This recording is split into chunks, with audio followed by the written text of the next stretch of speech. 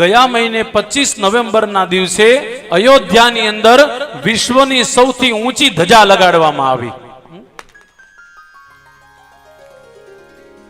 અને આપણા બધાના લાડીલા એવા નરેન્દ્ર મોદી સાહેબ, ભારતના યશસ્વી વડાપ્રધાન, જ્યારે એ ધજા ચડતી હતી ત્યારે તમે બધાએ જોયું હશે, એના હાથ છે ને આમ કાપતા હતા.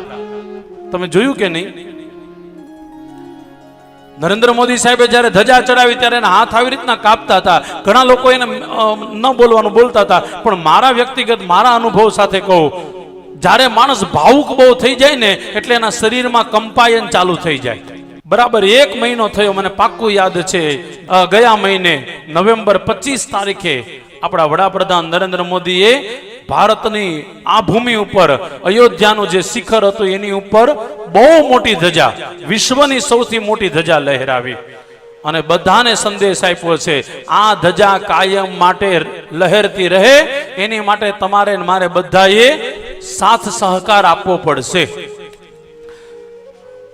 બીજો કાંઈ સાથ સહકાર ના આપો તો કાંઈ નહીં, પણ યાદ રાખજો, હિન્દુ ધર્મનું કામ જ્યાં ચાલુ હોય, સાંભળજો પ્લીઝ અન્ડરસ્ટેન્ડ, જ્યાં સનાતન ધર્મનું કામ ચાલુ થતું હોય ત્યાં બધા એક થઈ જાઓ.